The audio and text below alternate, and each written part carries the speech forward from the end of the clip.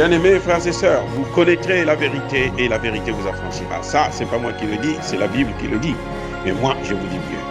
Vous connaîtrez la vérité historique, notamment celle de vos ancêtres kémites, et vous aurez une vision globale de ce que c'est que la vraie souveraineté politique. J'ajoute, vous reviendrez à la spiritualité africaine ancestrale et vous comprendrez les enjeux de l'indépendance économique. Et pour terminer, vous accepterez votre identité culturelle kémite et vous obtiendrez deux choses. La première, c'est la paix. La seconde, c'est le développement, à une condition. L'unité de toute l'Afrique noire, l'unité de tous les Noirs du monde entier.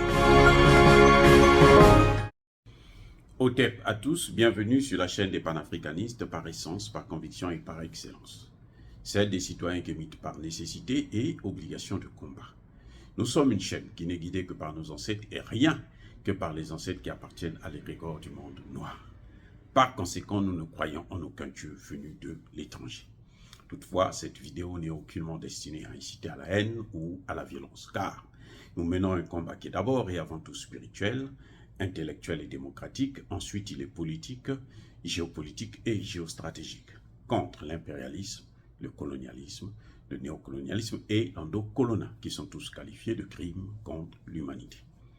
Nous menons ce combat sur la base du principe fondamental que nous avons hérité de nos ancêtres kémites, qui est celui de la Mahat, c'est-à-dire solidarité, vérité et justice.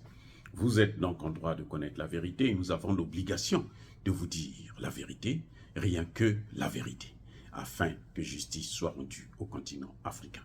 Et ça, c'est notre modeste contribution dans cette noble lutte en faveur de la souveraineté, la dignité, la solidarité et l'unité africaine. C'est exactement ça que nous appelons le panafricanisme. Bien-aimés frères et sœurs, ça chauffe aux États-Unis.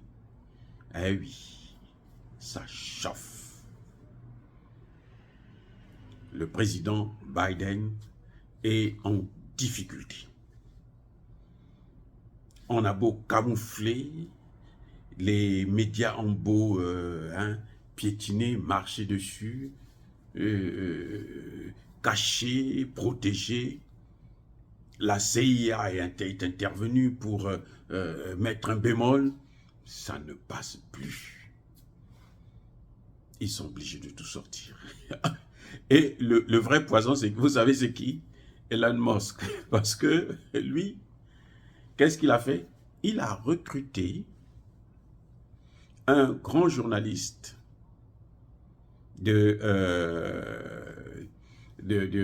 comment on appelle ça, de télévision ici, qui avait été viré parce que c'était un journaliste républicain, comment on l'appelle, Carlson, qui disait ses vérités et on l'a viré. Il est allé le prendre et le monsieur maintenant il ne joue pas. Depuis que Elon Musk a acheté Twitter, eh ben, il a pris tous les dossiers et il les a balancés. Actuellement, il y a 17 vidéos qui circulent aux États-Unis.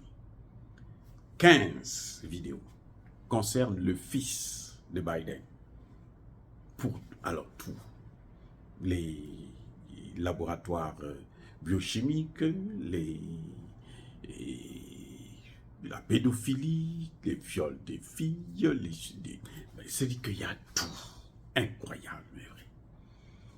Et les deux autres, là, ça concerne le père pour la corruption. Le père est allé, quand il était vice-président, il est allé en Ukraine parce que le fils travaillait pour une compagnie qu'on appelait Burisma. Cette compagnie, le fils, c'est une compagnie pétrolière, mais le fils n'a aucune expertise dans le domaine. Mais quand même, on l'a pris et il gagnait des centaines de milliers de dollars par mois. Et donc, le procureur de l'Ukraine, de l'époque, avait ouvert une enquête.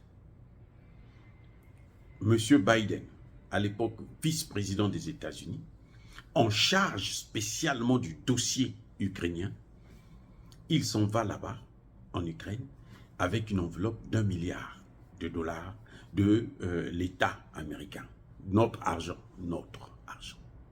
Moi, votre frère, là, il y a ma part aussi, parce que même si c'est 0,0000001 là, ma part est là. Je paye les taxes. C'est pour ça que j'ai le droit absolu d'en parler, parce que c'est notre argent.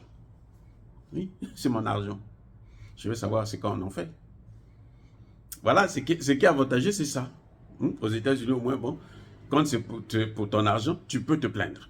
Donc, il est allé là-bas avec notre argent qu'on a envoyé pour aider l'Ukraine. Et il fait le chantage au gouvernement, au président. Il dit, si vous ne me virez pas le procureur, là, je ne vous donne pas 1 milliard. Voici les 1 milliard. C'est pour vous. Mais je ne vous donne pas ça si vous ne me virez pas ce procureur-là et vous arrêtez les poursuites contre mon fils. Cette enquête-là, ça doit s'arrêter. Ce dossier-là explose encore. Donc, pendant que lui, Biden, attaque Donald Trump, parce que maintenant, les experts vous disent que le président américain a le droit de sortir avec certains documents. Et oui, le président a le droit de sortir avec certains documents.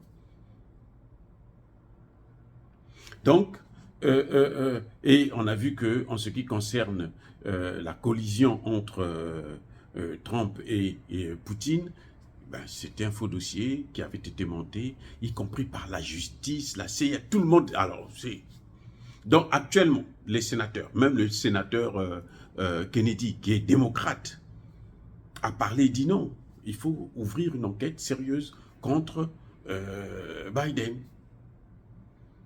Le sénateur Ted Cruz du Texas qui dit mais ça c'est... Il demande des informations à la CIA. La CIA refuse. Mais il dit vous allez venir vous expliquer. Nous attendons. Vous devez venir nous expliquer ce qui s'est passé. Donc ça chauffe aux États-Unis. Alors là, la presse démocrate, notamment New York Times, ne peut pas faire autrement que de dévoiler, donner un certain nombre d'informations, parce qu'après, ils risqueront de perdre leur audimat. Ah oui. C'est ça. Et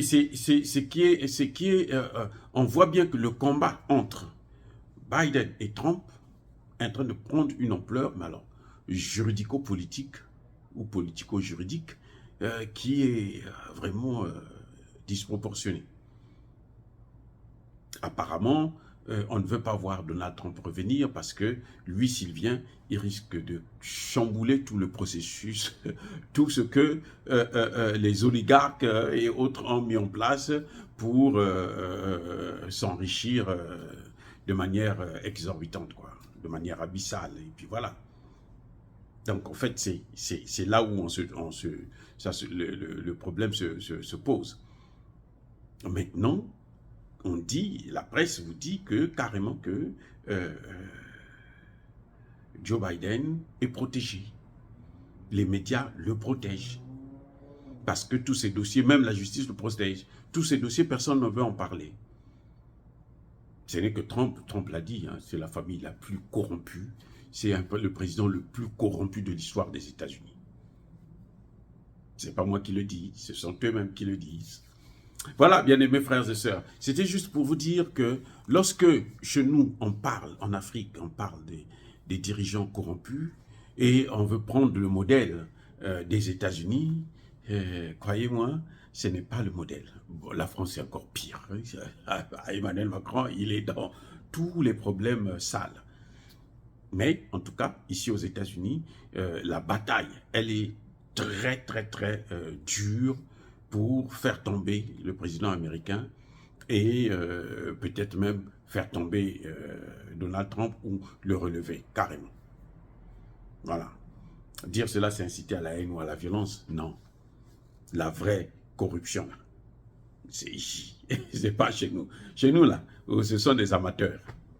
Chez nous, le problème, c'est qu'ils sont très bêtes parce qu'ils prennent de l'argent, ils amènent en Europe ou aux États-Unis et cet argent, quand ils viennent avec là-bas, eh ben, les autres, ils prennent cet argent-là aussi. Oui. Nos dirigeants, je vous ai déjà sorti une vidéo, non? Ce sont des gens qui souffrent dans le silence. Ils volent l'argent, ils vont cacher aux États-Unis, on leur vole cet argent.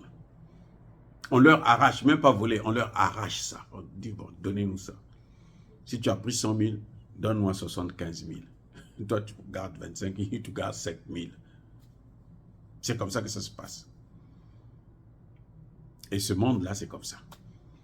Oh, bien-aimés frères et sœurs, encore une fois, soyez bénis, abondamment bénis, par le Dieu de Kémite et par nos ancêtres angélisés. Mais que tous ceux qui persécutent le continent africain le pillent et le déstabilisent, qu'ils soient noirs, blancs, chinois, indiens, qui que ce soit, qu'ils soient maudits, punis, foudroyés, neutralisés, effacés, écrasés par ce Dieu de Kémite et par nos ancêtres angélisés. Vive l'Afrique éternelle. J'ai dit et j'assume.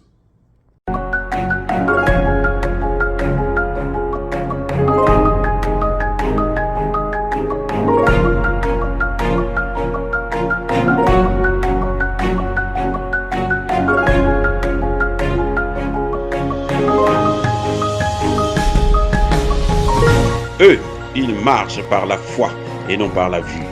Mais moi, je vous conseille vivement de marcher par la connaissance scientifique et historique, notamment celle de nos ancêtres kémites, par les 5 sens et par l'intelligence. Abou Abia.